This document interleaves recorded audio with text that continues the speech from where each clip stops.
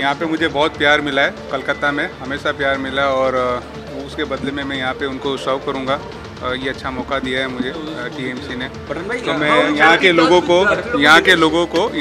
को मैं सर्व करूँगा और उनको जो भी वॉइस ओवर है वो पार्लियामेंट में लेके जाना चाहूँगा। तृणमूल में आना या पॉलिटिक्स में आना, ये कब सोचा आपने? पॉलिटिक्स में क्रिकेटर अभी भी आप खेलते हैं, तो कब सोचा ये पॉलिटिक्स में आना है, लोगों के लिए कुछ करना है?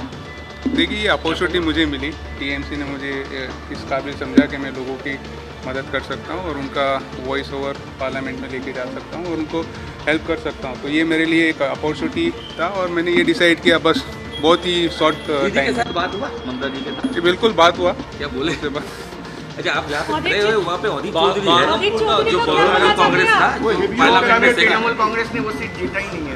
ये बड़ी चैलेंज है। चलो कोई बात नहीं, लेकिन ये हर चीज़ बदलती है अच्छे के लिए और मैं अच्छे के लिए यहाँ पर आया हूँ। মোদি অমিত শাহ গুজরাট থেকে আসছে, দিদির ক্যান্ডিডেটও গুজরাট থেকে আসছে। দেখুন, ইন্ডিয়া জোটের যে আলোচনা, সেখানে ইউসুফ পাঠানের জন্য গুজরাটে তারা সিট চাইতে পারতো, ইউসুফ পাঠান গুজরাট থেকে দাঁড়াতো, সেটা তো মানানসই হতো। এখন তো সময় আছে, বলতে পারে ইন্ডিয়া জোটকে যে আমার ইচ্ছা ইউসুফ পাঠানকে সম্মানিত করবার, তাই গুজরাটে একটা টিকিট দেওয়া হোক। ইউসুফ পাঠানকে সম্মানিত করবার ইচ্ছা থাকলে তাকে রাজ্যসভার এমপি করতে পারত, তা তো করেনি দিদি ভাই। জানে জেলার নাম মুর্শিদাবাদ, সংখ্যালঘু ভোট এখানটার বিষয়, সংখ্যালঘু ভোটকে না কাটতে পারলে অধীর চৌধুরীকে রুখা যাবে না। টিএমসির কাছে কোনো পলিটিক্যাল ওয়ার্কার নাই, কিছু চ্যাংড়া ছেলে আছে আর কিছু দেবদেবী আছেন যাদের দিয়ে বারবার মতন, আর কিছু বাইরের থেকে এক্সপোর্ট করা হচ্ছে, তারা নাকি খুব ভালো বাঙালি। তার মধ্যে বড় বাঙালি হচ্ছেন শত্রুঘ্ন সিনহা, বড় বাঙালি হচ্ছেন ইউসুফ পাঠান, আরও একজন বাঙালি হচ্ছেন কীর্তি আজাদ।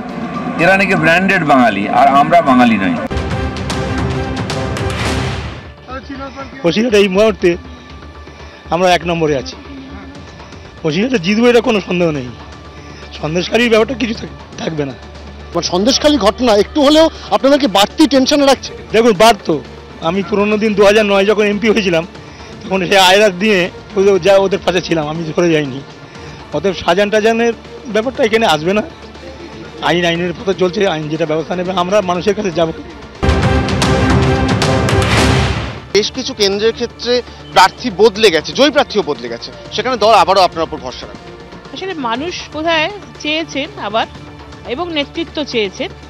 মাননীয় আমাদের সভানেত্রী মমতা বন্দ্যোপাধ্যায়, তিনিও চেয়েছেন, অভিষেক বন্দ্যোপাধ্যায়ও চেয়েছেন, দল চেয়েছে, সেই জন্যই আবার তারা আমাকে প্রার্থী করেছেন। মানুষের কাজ করেছি গত 5 বছর, মানুষের কথা তুলে ধরেছি লোকসভায় বহুবার, আপনারা সেটা অনেকেই জানেন, এবং সেখানে মানুষের কাছে থাকার কারণেই সেই সার্ভে রিপোর্ট থেকেই হয়তো উঠে এসেছে যে আমরা কতটা কাজ করতে পারবো বা পারবো না।